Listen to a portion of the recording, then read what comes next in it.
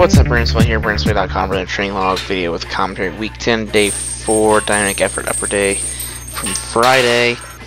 Final real training session before the meet, just 6 triples at 165 on the speed bench. Worked up to heavy double with the competition grip, and some dumbbell work and some back, and that's pretty much it. Didn't really film a whole lot. Adrian came over to train with me, so I kind of spent a little more time with her helping her with stuff.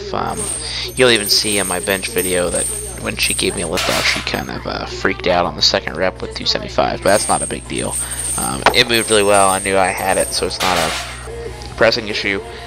She's also not comfortable training with those kind of weights that often, but I still appreciate her coming over to help me because I had nobody to come help spot me and make sure. And I mean, I probably could have pushed it more, but that was a PR by itself. I mean, it was like a couple weeks ago I hit 290 for a single, I think, on max effort day, and then just crushed 275 for that 2.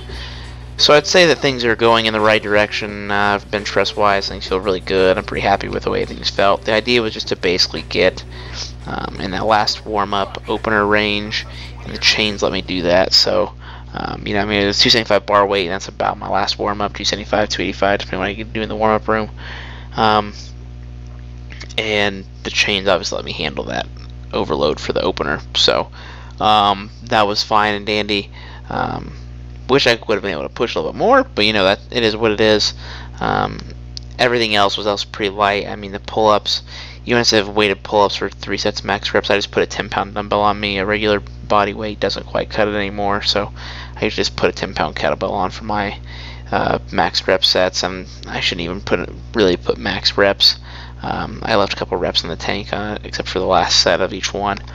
Other than that, I mean, it was a pretty quick training day. It's the last real training session, so there will be no more training footage you know, on here for a while. I am going to make a video towards the end of the week before I leave to go out of town, kind of discussing my thoughts on the training cycle, and I don't want to use the word expectations, but you know what I kind of hope to see happen.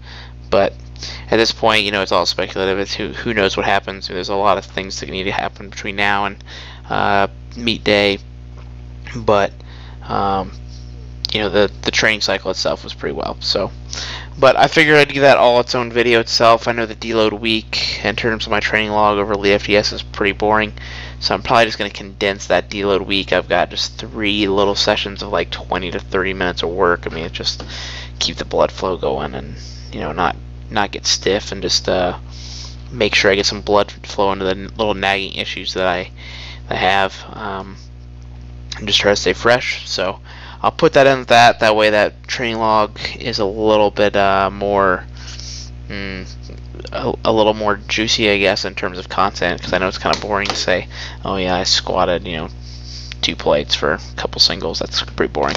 So anyway, that's all I've got. Thanks for checking in. Keep my stuff over at Elitefts.com.